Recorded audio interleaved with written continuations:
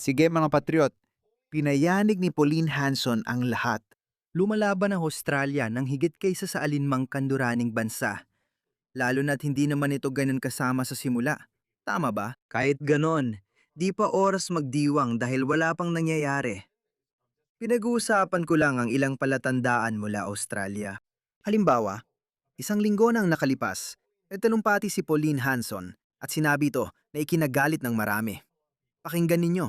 Hindi tayo maaring maging isang multicultural na lipunan. Isa tayong multilahi na lipunan, pero dapat ay iisa lang ang ating kultura. Yun lang. Simple lang talaga. Matagal ko na itong sinasabi pero kahanga-hanga kapag may nagsabi nito ng ganoon kasimple at ganda. Yun lang. Yung clip na yon, siguro 10 segundo lang. Pero tumama talaga sa punto. Kaya itong salitang monokultural ay nagsisimula palang sumikat dito sa Australia. At sa totoo lang, sa tingin ko, yung ibang politiko tulad ni Rupert Lowe at hindi ko alam kay Nigel Farage. Pero si Rupert Lowe at iba pang tao sa buong mundo ay magsisimula ng gamitin ang salitang monokultural. Tingnan mo to. Kakakinabi lang ni Pauline Hanson. Hindi papayagan ng ISIS brides sa monoculture. Bawal ibalik sa Australia ang mga ISIS brides. Silang nadadala rito at wala silang pakialam. Hindi nila pinapansin ang pagkakaiba. Sinasabi nilang pare-pareho lang at walang pakialam kung sino ka. Wala kaming pakialam sa mga pagpapahalaga mo. Lahat tayo Australiano ayan sa kanila. Gaya ng taong ito. Ang imigrasyon ay tungkol sa mga taong pumupunta sa Australia na nais maging bahagi nito. Hindi ko kailanman tinanggap ang salitang asimilasyon. Ayokong mawala ang pagkakakilanlan ng mga tao. Ang salitang integrasyon ay matagal nang ginagamit bilang bahagi ng usaping multicultural. At ayun na nga, gusto natin ng mga tao dahil sa kung sino sila talaga. Hindi ako kailanman sumang-ayon sa konsepto ng melting pot na parang kailangan mong mawala ang buong pagkakakilanlan mo. Parang kailangang mawala ang pagkakakilanlan mo. Wala siyang pakialam. Kaya niya sinasabi to. Tingnan mo siya. Kaya niya pinadali pagbabalik nila. Itong mga babaeng jihadista. Yung iba, malamang sumali pa sa pagpugot ng ulo. Wala kaming pakialam kung sino ka. Pasok lang. Bukas ang pinto namin. Pasok lang kayo. Kaya wala na. Sabi ko nga, bumabalik sa kanila ng malaki ito. Ginagamit din nila ang parehong formula sa Britanya. Pero sa kasamaang palad, hindi agad kumilos ang mga Briton. Samantala, ang Australia ay kumilos agad. Pakinggan ninyo ang debate niya sa parlamento. Multiculturalismo, monocultura, senero. Pinili nilang maging Australiano, pero hindi nila tinalikuran ang kanilang mga tradisyong kultural. Si Carlos na tunay, kumbaga isa siyang totoong Australiano. Pero mahal pa rin niya ang barbecue ng Argentina. Totoo yan. Marami talagang nang-asar sa kanya, lalo na kapag pinag-uusapan niya ang mga migranteng di marunong mag-Ingles. Siya rin naman? Pinagtatawanan siya kasi minsan hirap siyang bigkasin ng ilang salita na normal lang naman at hindi ibig sabihin hindi siya marunong mag-Ingles. Tunay na tunay, siya ay tunay na Aussie. Hindi niya ipagpapalit ang mga bikini at gusto ko rin sila. Marami ang mga pumupunta sa Australia na ayaw maging Australian o tanggapin ang mga halaga, kaugalian, tradisyon at batas doon. Tandaan ang sanhi ng kaguluhan sa Cronulla. Mga Muslim umatake sa Australianong babae dahil nakabikini sila sa tabing dagat sa mainit na tag-init sa Australia. Iyan ang nangyari mga pare. Sa hindi nakakaalam, sinubo ng mga Muslim gawin din yon sa Australia noong 2004. Pero iba ang naging reaksyon ng mga Aussie. Sige, nagkaroon kami noon ng mga kaguluhan na tinawag noon na Cronulla Riots. Yung mga Muslim, Lebanese na lalaki na nanggahasa o nagtangka manggahasa ng mga babaeng Aussie, kinulo na matagal sa Australia noon. Gusto naming maibalik ang ganoong Australia at kultura. Noon, matibay na pinanindigan ng Australiano ang kanilang kultura at batas. Hindi uubra ang ganon sa Australia. Sana ganun din ang Britain. Nakikinig o nanonood ako ng isang bagay. Hindi. Sa tingin ko nasa ulat ng rape gang inquiry yon. Sinabi nila na ang unang kaso ng mga lalaking Pakistani na nanggahasa ng mga batang British ay lumitaw pa noong 1955. Kaya matagal na pala itong nangyayari. Pero imbes na gumawa ng aksyon noon, nagsimulang magpakumbaba ng todo ang kulturang British. Sa tingin ko, nagsisimula na rin tayong gawin yon sa ilalim ng labor. Pero buti na lang, nandyan si Pauline Hanson na lumitaw sa tamang panahon. Kung tatanggapin ka namin, dapat tanggapin mo rin kami. Hindi naman sobra yon hilingin. Yan ang pinakamababa nating dapat ipaglaban. Diyan natin dapat iguhit ang linya sa mga bagay na hindi tugma sa ating kultura, tulad ng Sharia law, pag-aasawa ng bata, mga armadong gang na gumagala, female circumcision, sex-selective abortion, at ang burqa. Ang burqa ay simbolo ng pagpigil sa kababaihan at salungat sa pagiging Australiano. Oh, Sa ilalim ng pamahalaan ng One Nation, ipagbabawal ang mga ito. oh. Ang pagtanggap sa mga Australiano ay pagtanggap din sa ating kultura, pagpapahalaga, kaugalian at tradisyon. Oh, Ego, pagpaparaya, sekular na demokrasya, kalayaan sa pananalita at relihiyon, at pamamayani ng batas, pati pagtanggap sa ating pagiging mapagbiro at pasalay. Ibalik si Paul Hogan at Norman Gunston. at si Steve Irwin, huwag nating kalimutan. Ito ang mga pangunahing katanghian ng Australian monoculture at wala namang eksklusibong aspeto rito. Hindi rin natatangi ang mga halagang ito. Tinatanggap ito sa demokrasya dahil ito ay mga pagpapahalagang hindi batay sa lahi, kasarian o relihiyon. Hindi tinatanggap ito ng karamihan sa mga pinapayagang pumunta rito at ito ang kailangang solusyonan. Pumunta ka rito, dala ang brick mo, Italian pasta o Chinese stir-fry. Senadora Hanson, may tanong para sa iyo. Senador Babet? Tama si Senadora Babet. Tingnan natin ang sinabi niya. Mahusay na talumpati, Senator Hanson. Sangayon ako sa lahat ng sinabi mo. Hindi, maganda. Sang-ayon ako sa lahat ng sinabi niya. Pero hindi siya ang pinakamasamang punong ministro sa kasaysayan ng Australia. Pakinggan mo siya. Mula pa nung dumating ang First Fleet, hindi lahat ay nagkakaisa. May ilan na nakakadena at may ilan na namumuno sa mga nakakadena. Lahat sila ay galing sa kulturang o lipunang Briton.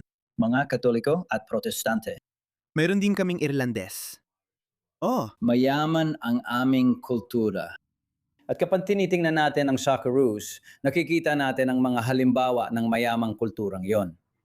Mga taong nakakatawa talaga mga kaibigan. Alam niyo naman, ang FIFA World Cup ay kasalukuyang ginaganap. Kaya meron tayong ilang mga African na manlalaro ng soccer syempre na may lahing African. Kapag parang sales pitch ito, ipinapakita nila. Tingnan nyo, multiculturalism, na yung mga soccer player at atleta tayo. Sigurado akong magkakaroon tayo ng magagaling na atleta, lalo na sa track and field. Yun bang tawag doon sa Olympics? Kaya para lang sa ilang piling talented na tao, dapat natin buksan ang ating bansa para sa mga tao mula sa mga third world na bansa. Tama ba? Palagi nilang pinag-uusapan ang mga piling atleta na talagang kakaiba. Madalas nila itong pag-usapan pero di naman binabanggit. Malayo ang mga pangako nila sa natatanggap natin. Tingnan mo. Mga lalaki, mga lalaki. Mga lalaki, usapin niyo ako. Sino ang mananalo ngayon? Pare, paulanin mo na! Turkey, tara na! Tara na! Bigyan mo ko ng isang salita para sa mga Aussie dito, pare. Pabaw! NGC! NGC. NGC. Sa totoo lang, Nanalo ang Australia sa laban na yon. Kaya pakyo. Oh, wala yon. Yan lang ang pangit doon. Sa palagay ko, dapat nating baguhin ang kulturang ito ng mga Indian-Australian, Pakistani-Australian, at iba pang galing Africa na gustong manirahan sa Australia. Kapag pinapapili sila sa Australia o kultura ng kanilang ninuno, lagi nilang pinipili ang huli. Kung mahal mo talaga, umalis ka na lang. Tingnan mo, ito ang Africa. May kutsilyo siya. May kutsilyo siya. Hindi. Mga gang ng Aprikano. Kaya oo, para lang sa ilang mga manlalaro ng Socceroos at ilang mga Olympian, bubuksan niyo ang bansa niyo para dito. Hayaan niyong mangyari yan. Hayaan niyong pumasok yan. Linggo-linggo talaga, may mga gang ng Aprikano na nananaksak ng mga tao sa mga kalsada natin. Linggo-linggo. Magandang gabi. Nagwala ang mararahas na siga sa abalang kalsada ng Port Melbourne at inatake ang dalawang walang armas na lalaki gamit ang metal na tubo. Hindi ko pwedeng patugtugin ang video na ito. Maraming ganitong halimbawa. Oo, yan ang sabi ni Anthony Albanese. Alam mo, may ilang African soccer player sa ating national team.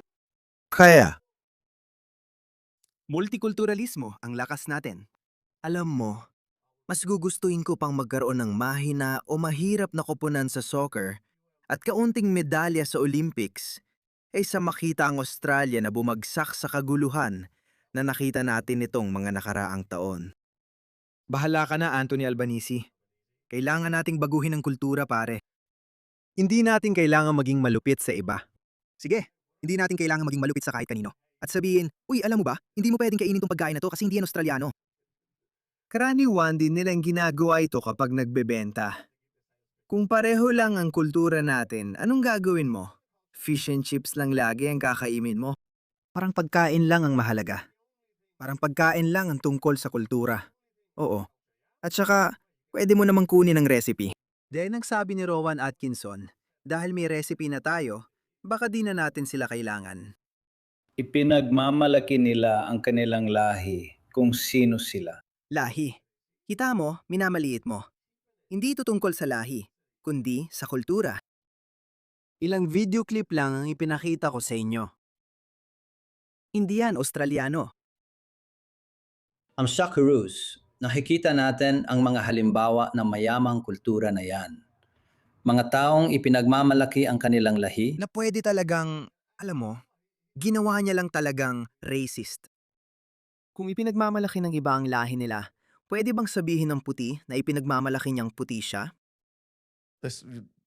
Bigla na lang nila itong pipigilan. Bakit hindi niya masabing, ipinagmamalaki kong maging puting lalaki? Kahit siya, hindi niya sasabihin yon. Parang, ano pa talaga ang nangyayari sa kaliwa? Sobrang nalilito sila ngayon. Hindi na nila alam ang sinasabi nila.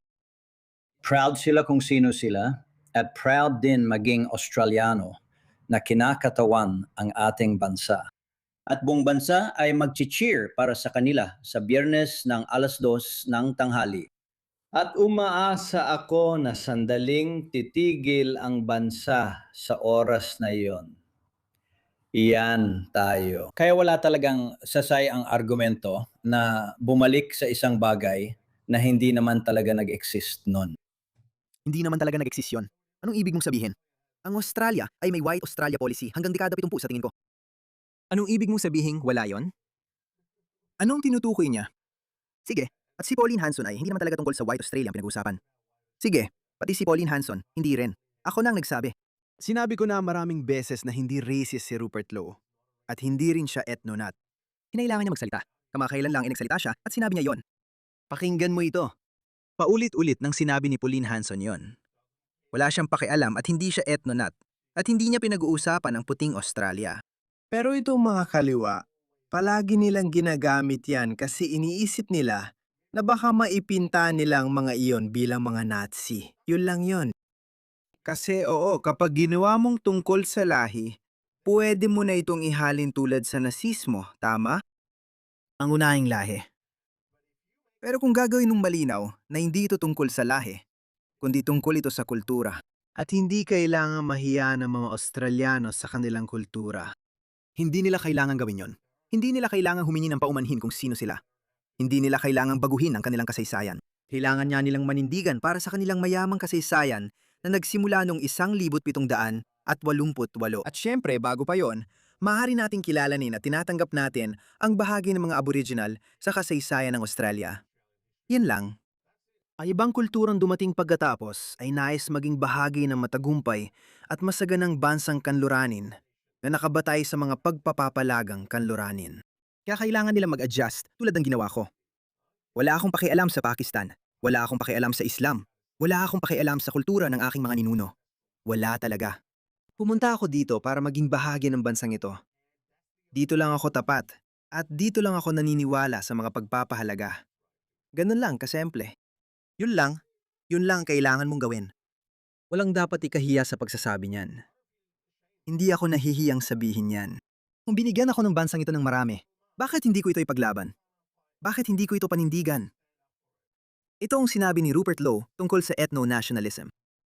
Kinasusuklaman ko ang malalayong kanan, alam mo na, ethno-nationalist o neo-Nazism. Hindi ako kailanman naudyok ng ganon. Ayan na. Sandaling katahimikan para sa lahat ng ethnonats na iniisip na kakampi nila si Rupert Lowe. Pasensya na. Nakikiramay din ako sa mga ethnonauts hanggang isang punto. Naiintindihan ko kung bakit sila galit dahil nakita nila kung paano bumagsak ang kanilang bansa mula nang mawala o masira ang pagkakapare-pareho ng kultura. Pero kailangan mong maintindihan na kung matanggal ang mga pangunahing hinaing mo at kung ang mga tao mula sa ibang lahi, kung nakatayo sila sa tabi mo, kung sumasang-ayon sila sa lahat ng sinasabi mo tungkol sa kultura mo, tungkol sa pagpapanatili ng kultura mo, ng bansa mo, ng kasaysayan mo, gusto mo pa rin ba silang paalisin? Gusto mo pa rin ba silang parusahan? Gusto mo silang parusahan kasi sang-ayon sila sa'yo. Kung ganyan iniisip mo, pasensya na, pero bobo ka. At sa tingin ko, hindi ka magtatagumpay sa kanluran dahil ang sibilisasyong kanluranin ay likas na progresibo. Umunlad dito. Sumusunod dito sa panahon. Patuloy itong sumusulong. Pasensya na, natsismo o ideya na nakakataas na lahi. Malalim ang mga kahulugan nito. Sige, magaling, Pauline. Lumalaban ang Australia. At si Pauline ay isang biyaya.